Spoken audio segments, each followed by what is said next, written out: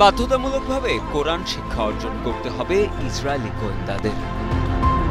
নিজেদের সেনা ও গোয়েন্দাদের মধ্যে ইসলামী শিক্ষার অভাবকে রণক্ষেত্রের অন্যতম একটি ব্যর্থতা হিসেবে দেখছে ইসরায়েল। আর তাই এবার গোয়েন্দাদের জন্য আরবি ভাষা ও ইসলামী শিক্ষা বাধ্যতামূলক করেছে ইসরায়েল সরকার। সম্প্রতি ইসরায়েলি সংবাদ মাধ্যম জেরুজালেম পোস্টের এক প্রতিবেদন জানায়, ইসরায়েলি গোয়েন্দাদের বিশ্লেষণাত্মক সক্ষমতা জোরদার করার লক্ষ্য নিয়ে শুরু হয়েছে ইসলামী শিক্ষার নতুন এই প্রশিক্ষণ। আগামী বছরের মধ্যে ইসরায়েলের সামরিক গোয়েন্দা পরিদপ্তর আমানের শতভাগ কর্মীকে ইসলামিক স্টাডিজে প্রশিক্ষণ দেয়া হবে এবং তাদের 50% আরবি ভাষারও প্রশিক্ষণ নেবে। আমান প্রধান major general Shlomi binder Israeli গোয়েন্দাদের মধ্যে বেশ বড়সড় কিছু সংস্কারের নির্দেশ দিয়েছেন, যার মধ্যে এই সংস্কার অন্যতম। এই নতুন নিয়মের বিষয়ে আমানের এক জ্যেষ্ঠ কর্মকর্তা ইসরায়েলি আর্মি রেডিওকে জানান, ইসলামী ভাষা ও সংস্কৃতির বিষয়ে তারা এখনো পর্যন্ত যথেষ্ট পারদর্শী নন।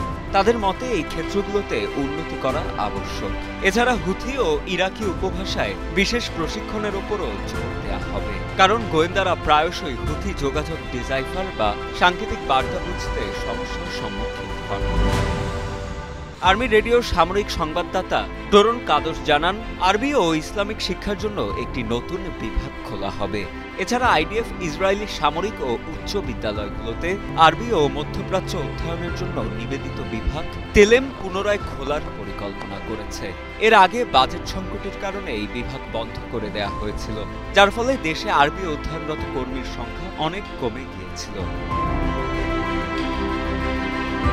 2023 সালের 7 অক্টোবর ইসরায়েলের অভ্যন্তরে ফিলিস্তিনি যোদ্ধাদের আকস্মিক হামলার পর ইসরায়েলের সামরিক ও গোয়েন্দা ব্যর্থতা নিয়ে ব্যাপক সমালোচনার সৃষ্টি হয় দেশ জুড়ে।